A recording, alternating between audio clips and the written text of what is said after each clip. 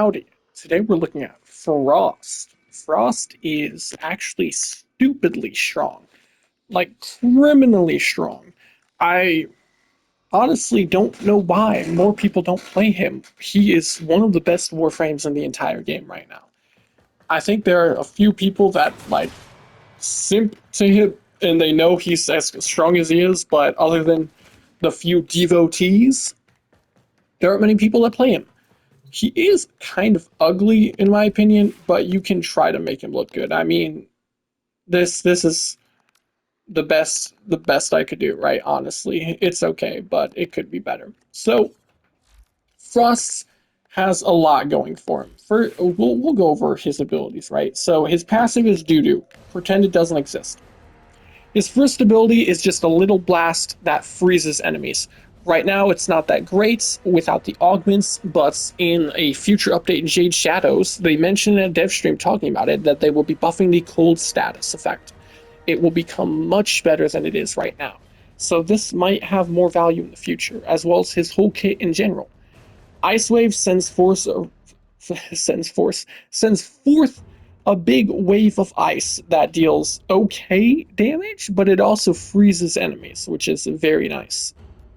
It's not amazing, but it is a nice ability to have, though this is typically what I would subsume off. Then we have Snow Globe, which is very nice for supports or for defense. With the first 3 seconds, 4 seconds after you cast it, it takes damage from enemies to build up and increase its HP, meaning even at level cap, it can survive a decent amount of hits when you cast multiple of them. And you can have up to 3 or 4 of them at once, I believe. So it's not bad, and the health does scale with strength, I think. Then we have Avalanche.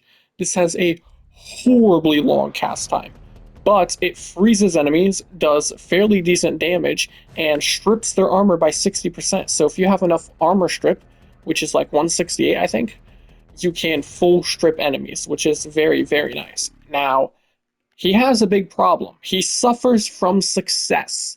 He has too many good augments, which makes building him a pain because then you feel like you aren't getting as much as you could out of him if you don't have all of his augments on. So this is the build we'll be using today. We have subsumed off his 2 for Roar because we're going to go all in on the damage here, right? We're going to try to do big PP damage. He's a weapons platform. Growing power for more strength after because his ability snapshot, right? Roar's going to snapshot, so will his augment from his one, which I'll explain in a second. You're going to want to make sure you deal a status effect and then cast them just to get the most out if you're using growing power. If you're using something else, then it doesn't matter.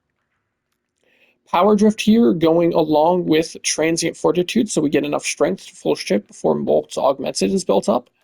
Molt augmented, obviously, so we get more strength as time goes on. Energize for energy, because we will be struggling for energy. That's why we also have Streamline here, because he has a very low energy base of 150. Then we have Prime Continuity for duration. Stretch for a bit more range, so he can hit more enemies with his 4. And then we have 3 augments here. Honestly, I wish I could have more, because Chilling Globe is a really good augment as well. But we're using his other 3 augments right now. Not counting the Ice Wave augments. So the first one is Freeze Force. This is for his first ability. It makes it so if you hold cast as 1, you get a damage buff to your weapons, right? An elemental damage buff of cold by 100%, lasting 40 seconds, scaling with strength, duration, and range. Range is irrelevant on this specifically because that just makes it easier to give it to your teammates too, but we don't care about our blueberries, they can get clapped. So with how much strength we have right now, we get 170% extra damage. With Molt Augmented built up, it'll go up to 230% and last 51 seconds. That's a lot of bonus damage. And cold damage, like I said, is going to be getting a massive buff with Jade Shadows, so this is going to be much better to apply cold with your weapons. And I mean, that's pretty much it. Just like more damage and adds cold. And Roar, self-explanatory, more damage. And it double dips on dots. Then we have Icy Avalanche so that we can give Overguard to ourselves and teammates after casting our 4. This gives us a lot of survivability because Overguard has a gate mechanic just like shields. It also helps our teammates as well. And while the Overguard is active, you get stats immunity. Then we have Biting Frost. It makes it so Frost gains 200% crit chance and crit damage against frozen enemies. And this is a passive augment. It has nothing to do with his abilities, right? It's just gonna be active all the time. So if you have a weapon that freezes enemies, it will also make this proc, right? As long as you're hitting a frozen enemy, you get the 200 crit chance, crit damage. This is incredibly strong. It does not scale with any of your stats, though that can be nice if you're going for like a negative strength build. I don't know why you would, but if you were, that would mean it wouldn't nuke the augments. So we are able to full armor strip, freeze, massive cold damage buff from our one with the augment, massive damage buff from roar, which double dips on dots, and then massive crit chance and crit damage buffs against frozen enemies. That's a lot of damage we're getting right there. Lots of damage.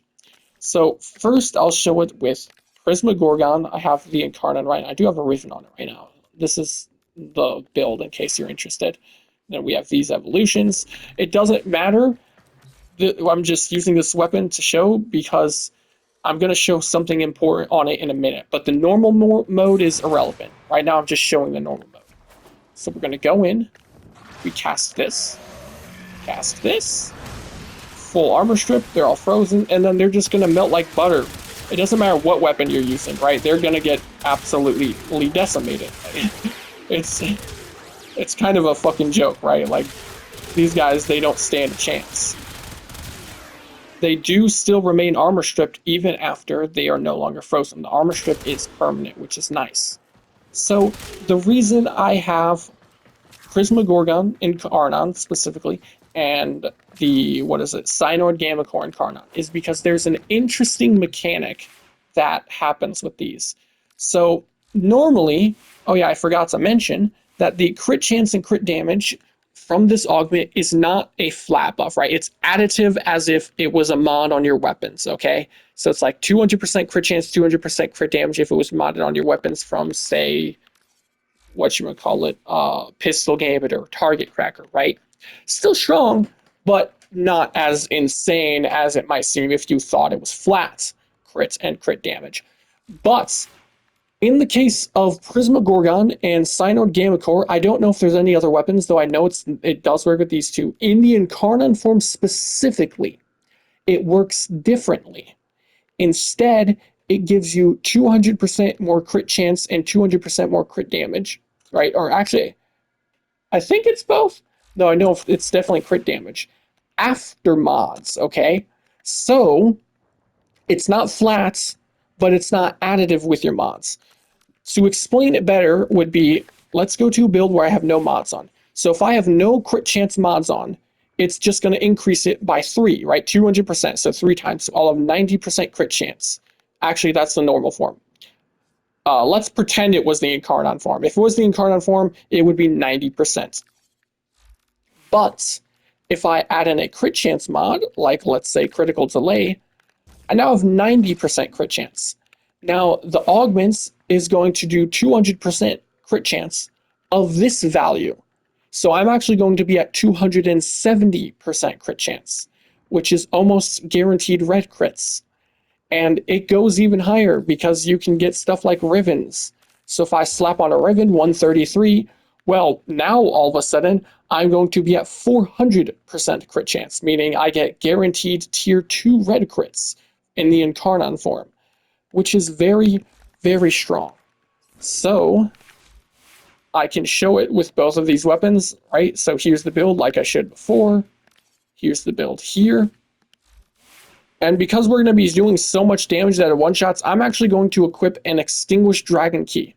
This decreases our damage significantly. We now have 1/4 of the damage we would before. So we will now spawn the enemies.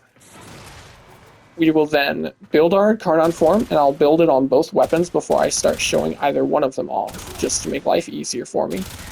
I hate it when they flinch when I'm trying to build the Incarnon form for weapons. So there we go. Now I'm not going to cast my 1 or 2 either because I'm just going to, again, I'm going to do way too much damage. So we'll cast this, shoot, and it is going to do...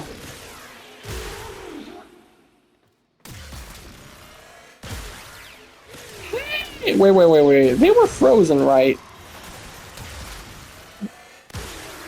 Okay, I think all of the stuff I just explained was irrelevant.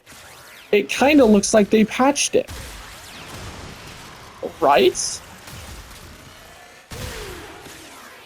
That was a red crit there, right? So let's go back here. What is my crit chance at? 75%. Okay, yeah. So no, that does mean it's working as intended, okay? Or not, technically not as intended, working as it's supposed to. I have a chance at a red crit. But in Prismo Gorgon case, wait, so I have 120% here. So triple that would be 360% with the Incarnon form on Prisma Gorgon. So if I cast this,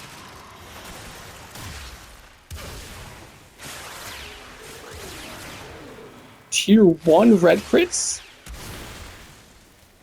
Yeah, that adds up, right? It's supposed to be tier 1 with a chance for tier 2. Yeah, never mind. I was freaking out for a second there. I was like, did they fix it? No, it still works exactly as I explained it. Okay. Sorry for getting very tense there for a second. But yeah, as you can see, without Roar and without our other buff, and this is a slash build at that, right? And we're still doing massive damage on direct hit without all of our stacks built up for our arcane either. We're just completely destroying these enemies in one hit. Again, with Extinguished Dragon key equipped. So this is a good way to make the Incarnons good for Gorgon and Gamma Core.